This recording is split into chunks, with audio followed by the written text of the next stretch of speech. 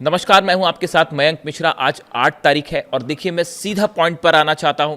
Saudi अरब, तुर्की और पाकिस्तान के बीच जो डिफेंस डील हुई है, नेटो स्टाइल में जो डील साइन की गई है, जिसकी शर्त यह है कि एक देश पर हमला दूसरे देशों पर हमला माना जाएगा, यानी सऊदी पर हमला होता है वो तुर्की और पाकिस्तान पर भी हमला माना जाएगा, और इसी तरह किसी भी देश पर हमला होता है तो वो बाकी दोनों देशों पर भी हमला माना जाएगा।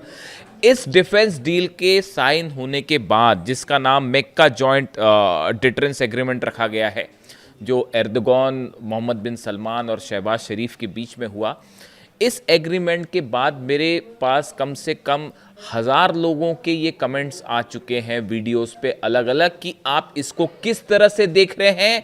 इस पूरे जो नया ये एक संगठन बन रहा है, ये जो डील हुई है, इसके पीछे का मकसद क्या है और इसकी इनसाइड स्टोरी क्या है। मैं इसीलिए इस पर ये वीडियो बना रहा हूं क्योंकि बहुत सारे लोग ये सवाल कर रहे हैं कि आप इसको कैसा देख रहे हैं।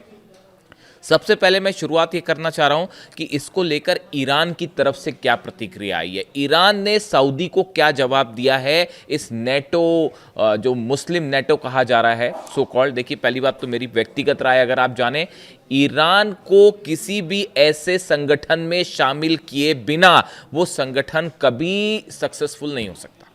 इस बात को आप नोट करके रखिए। मिडिल ईस्ट का किंग अब ईरान है, मिडिल ईस्ट का बॉस अब ईरान है, इस बात को नोट करके रख लीजिएगा। आगे बढ़ते हैं, ईरान ने क्या जवाब दिया है। Iran has reacted sharply to the new Saudi Arabia Turkey Pakistan mutual defence pact, warning Riyadh that a paper agreement with Turkey and Pakistan will not guarantee its security। Iran ने सीधा सीधा चेतावनी दे दी है सऊदी अरेबिया को और ये कहा है कि अगर कोई पेपर डील आपने साइन कर ली पाकिस्तान या तुर्की के साथ मिलकर, तो ये इस बात की कोई गारंटी नहीं है कि आप सुरक्षित रहोगे। सीधी चेतावनी आई है ईरान की सऊदी अरेबिया के लिए कि पेपर साइन करने से कोई देश सुरक्षित नहीं हो जाता। The landmark deal states that an attack against one country will be regarded as an attack against all three. The warning comes amid escalating Iran-US tension and reports that the Tehran threatened to retaliate against Gulf countries' energy infrastructure if Iranian power plants were attacked. Iran ने एक बार फिर साफ कर दिया है कि अगर Iran के पावर प्लांट्स पर हमले होते हैं तो पूरे अरब देशों के पावर प्लांट तबाह कर दिए जाएंगे, एक भी पावर प्लांट नहीं बनेगा। यानी ईरान ने ये जो नया पैक्ट हुआ है सऊदी, तुर्की और पाकिस्तान के बीच में, इसको लेकर ईरान ने बड़ा एग्रेसिव कमेंट दिया है और ये कहा है कि ये असल में, देखिए, इसके पीछे बड़ी साजिश है। मैं आपको समझाता हूँ, लेकिन पहले ईरान का पक्ष रखना ज़रूरी है कि ईरान इसमें क्या चाह रहा है। देखिए, इसमें ईरान की तरफ से 2-3 बातें साफ कर दी गई। पहली बात, सऊदी को सीधी चेतावनी दी गई है। ये काफ़ी समय बाद हुआ है ऐसा जब ईरान ने सीधा सीधा सऊदी को वार्निंग दी है। देखिए, अब तक क्या हो रहा था कि ईरान जो है वो अरब देशों को वार्निंग दे रहा था कि अगर हमला होगा तो आपके इंफ्रास्ट्रक्चर पर हमला होगा, या जॉर्डन, बहरीन, या जो है वो कुवैत पर हमले होंगे। लेकिन ये काफ़ी दिनों बाद, आप देखिए, पहला मौका है जब ईरान ने सीधा सऊदी को चैलेंज किया है, सऊदी को वार्निंग दी। जिसके बाद ये भी सवाल उठने लगे हैं कि क्या अब आगे ये जंग का रूप धीरे से अमेरिका पीछे हो जाएगा और ये सऊदी वर्सेस ईरान तो नहीं होने जा रहा। खैर, अभी इसका कुछ कह नहीं सकते इसको लेकर, लेकिन फिलहाल जो है बात की, ये ईरान का पॉइंट ऑफ व्यू था। अब आप देखिए, कुछ चीज़ें बड़ी गौर करिए। डोनाल्ड ट्रंप ने हाल ही में एर्दोगन से मुलाकात की थी तुर्की में। दोनों के बीच में काफ़ी चर्चाएं होती हैं। मोहम्मद बिन सलमान की डोनाल्ड ट्रंप से जो है वो फ़ोन पर लंबी बातें होती हैं और शहबाज शरीफ और मुनीर से तो होती है। ऐसे में क्या आपको ये लगता है कि ये जो संगठन नया बना है, मेक्का जॉइंट डिटरेंस एग्रीमेंट, जो सऊदी, तुर्की और पाकिस्तान के बीच में हुआ है, ये क्यों बनाया गया? इसका मकसद क्या है इसको बनाने का? क्या ये इजराइल के खिलाफ संगठन बना है? बिल्कुल नहीं बना, बिल्कुल नहीं बना। इस संगठन से इजराइल के लिए कोई समस्या नहीं है। जब तक अमेरिका बैठा है, ये कोई जो संगठन बना है इजराइल के खिलाफ नहीं बना है।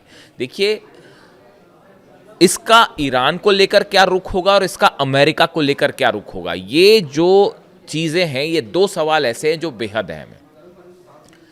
अगर आप मुझसे व्यक्तिगत राय पूछें तो ये संगठन जो आनन फानन में तेजी से बनाया गया और इन हालात में बनाया गया जब हूती जो है वो नजरान में हमले कर रहे हैं। हूती जो है वो ये दावा कर रहे हैं कि हमने सऊदी के अलाइंड फोर्सेस के 100 लोगों को मार दिया है। हूती ये दावा कर रहे हैं कि हमने 12 टैंकर सऊदी के जला दिए हैं, सारे पोर्ट सऊदी के बंद कर दिए गए हैं और सऊदी का एक बूंद तेल बाहर नहीं निकल पा रहा। सऊदी अपनी रक्षा करने की हालत में है नहीं। ये तो तब है जब हूती हमला कर रहा है। ईरान ने तो हमला किया ही नहीं। ईरान की मिसाइल्स जब सऊदी में गिर रही हैं तो इंटरसेप्टर्स खत्म हो चुके हैं। लगभग जो है बताया जा रहा है 70% इंटरसेप्टर्स जो है सऊदी के खत्म हो गए, अमेरिका वाली जो पेट्रियट मिसाइल्स थी। तो ऐसे में देखिए, पहली बात तो ये कि सऊदी को अपनी चिंता सता रही है। सऊदी ये बात समझ चुका है कि अमेरिका जो है वो रक्षा नहीं कर सकता। डोनाल्ड ट्रंप किसी भी अरब देश की रक्षा नहीं कर सकते। अब ये फैक्ट है, ये ट्रुथ है। अब इसको लेकर कोई कंफ्यूजन किसी को नहीं होना चाहिए। ये बात हम शुरू से कह रहे थे। ये बात 2 साल से मैं आपको बता रहा था कि अगर आप हमले करोगे ईरान के ऊपर तो अरब पर ऐसा हमला होगा और अमेरिका बचा नहीं पाएगा। 2 साल से हम आपको ये बात समझा रहे थे, लेकिन अल्टीमेटली देखिए वो बात सच साबित हुई ना। तो अब ये पूरा अरब देश समझ चुके हैं। जॉर्डन समझ गया, बहरीन समझ गया, कुवैत, और किसी को शक है तो देख लीजिए जाके इन देशों में बेसिस का क्या हाल है। जहां मर्जी होगी ईरान वहां मिसाइल मारेगा और आप नहीं रोक पाओगे। बात नंबर 1। तो सऊदी को अपनी सिक्योरिटी की चिंता है कि भाई अमेरिका तो कर नहीं सकता तो कोई दूसरी चीज़ से सिक्योरिटी की जाए। तो इसलिए ये एक पैक्ट साइन किया गया है कि किसी तरह से जो है दूसरे देशों से जो है मदद मिलेगी, हथियारों की मदद मिलेगी, संभवतः ऐसा सोचता होगा सऊदी। दूसरी, जब अमेरिका के पास ही हथियार कम पड़ रहे हैं, देख ही रही हैं आप, खबर देख ही रहे हैं, डोनाल्ड ट्रंप फंस गए और कितना हैसगत से उनकी लड़ाई हो गई, अपने रक्षा मंत्री से ही सब कुछ चल गया वो। तो जब उसके पास हथियार नहीं बचे तो इनको क्या हथियार देंगे वो समझिए बात। तो सऊदी को पहले अपनी सुरक्षा की चिंता, बात नंबर 1। बात नंबर 2, सऊदी को ये भी लगता है कि ऐसा पैक्ट हो जाएगा तो कल को ईरान के ऊपर दबाव बनाना है या हूती पर दबाव बनाना है या कोई ऐसी सिचुएशन खड़ी हो जाए जिसमें वॉर हो जाए मिडिल ईस्ट में बड़ा, तो उस समय तुर्की और पाकिस्तान और दूसरे देश जो इसमें शामिल हो जाएं, और भी शामिल हो जाएंगे शायद, वो दबाव बनाने के काम आएंगे। कम से कम एक सपोर्ट तो देंगे, सऊदी को बचाने की कोशिश तो करेंगे, बायलैटरल टॉक करके और किसी तरह से बातचीत, हस्तक्षेप करके ईरान को रोकेंगे तो कल को ईरान ने हमला कर दिया तो। ये बात नंबर 2। लेकिन जो तीसरा पॉइंट है ये बेहद अहम है, इसको ध्यान से समझिए। तुर्की जो है वो नेटो का सदस्य है, सऊदी नहीं है, पाकिस्तान नहीं है। सऊदी जो है वो नेटो का सदस्य नहीं है, लेकिन तुर्की जो है वो नेटो का सदस्य है। और नेटो क्या कहता है? नेटो का नियम ये कहता है कि एक देश पर अगर हमला होता है तो वो सब पर हमला माना जाएगा। अगर कोई देश जंग में कूदता है और उस पर स्ट्राइक हो रहे हैं तो वो सबके खिलाफ जंग मानी जाएगी। इसी वजह से आप देखिए यूक्रेन जो अब तक सामना कर पा रहा है रूस का, ये क्या यूक्रेन वर्सेस पुतिन जंग हो रही है? ये रूस वर्सेस नेटो की जंग है।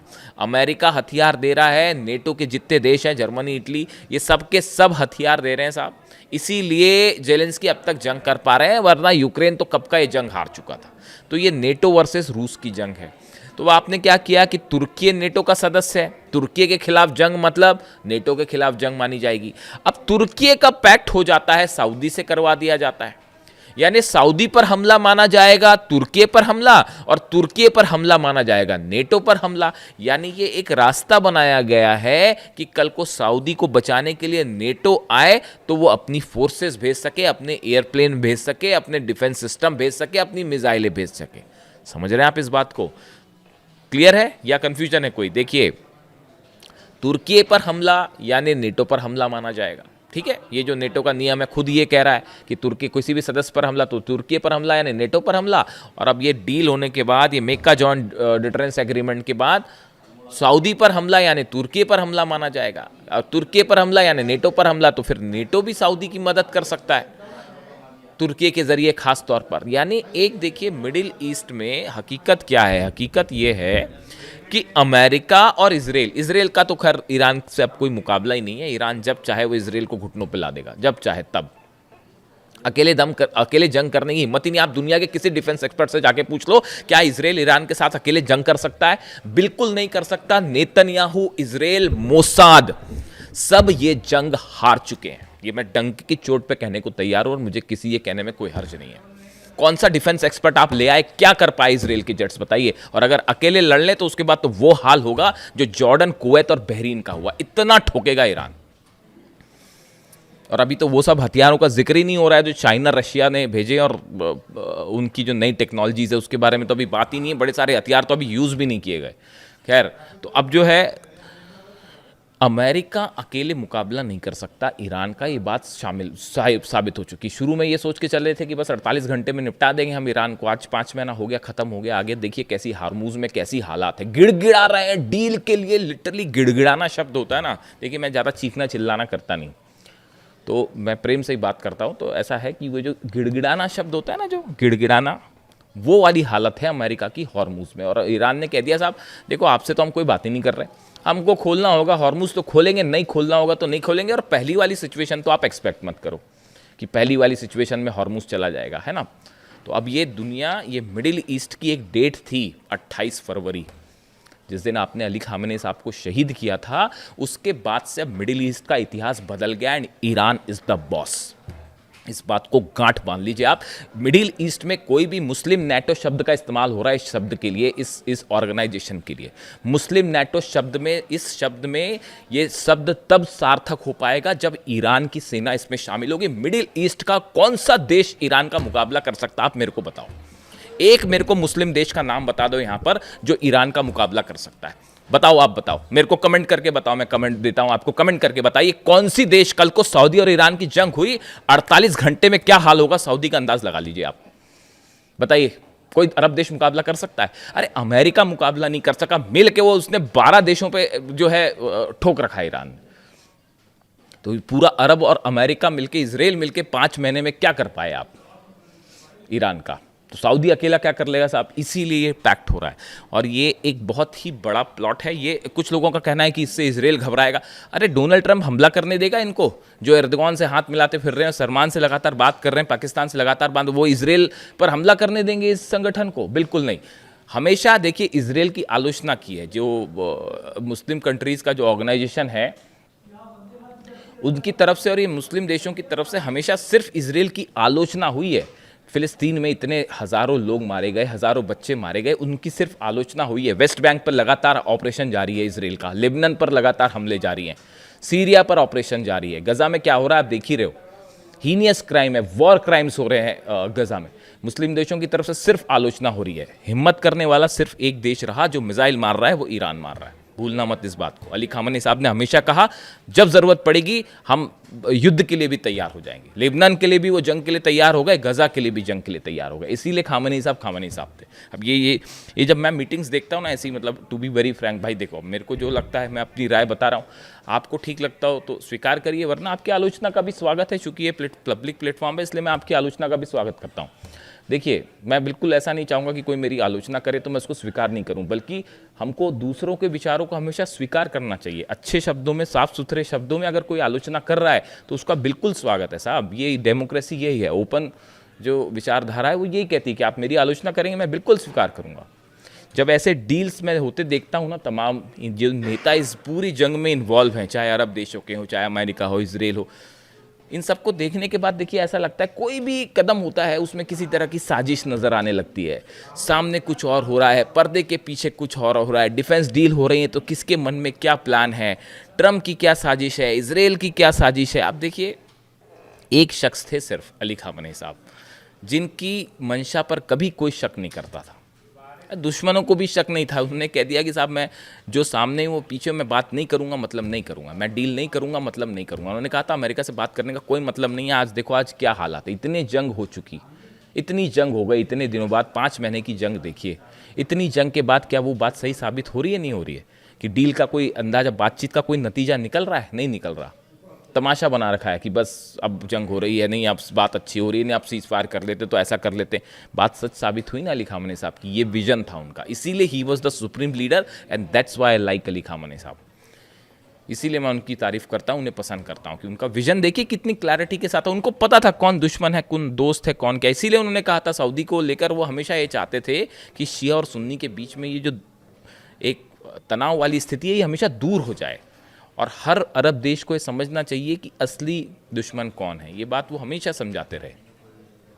खैर, तो अभी देखिए मुझसे चूंकि इस ऑर्गेनाइजेशन के बारे में बोला गया था, इस डील के बारे में पूछा गया था, मक्का जॉइंट डिटरेंस एग्रीमेंट के बारे में आपकी क्या राय है? मेरी बड़ी साफ राय है कि ये अमेरिका के बैकिंग के साथ एक एग्रीमेंट किया गया है जिसका लक्ष्य है ईरान और हूती या हिजबुल्ला ऐसे संगठनों को काउंटर करना, ये कोई बड़ा इजराइल के खिलाफ कुछ नहीं है, भूल जाइए। और ये चूंकि अकेले अमेरिका मुकाबला नहीं कर सकता, इजराइल मुकाबला नहीं कर सकता, तो अरब देशों को ईरान के खिलाफ खड़े करने की और ज़रूरत पड़ी तो इन देशों को आपस में जंग में शामिल करने की। हॉर्मुज़ खुल नहीं पा रहा तो बोले क्या एक पैक्ट करवा देते हैं, चाहे ताकि मिल के हॉर्मुज़ खुलाएं। खुद बैठे बैठे वहाँ तमाशा देखो, खुद की उधर जनरल डेन कैन कह ही रहे हैं अमेरिका की कि जो है वो बाहर निकलना चाहिए, अब कैसे युद्ध से बाहर निकला जाए। तो ये एक बड़ा प्लान है ईरान के खिलाफ एज ऑफ नाउ जो स्थिति लगती है।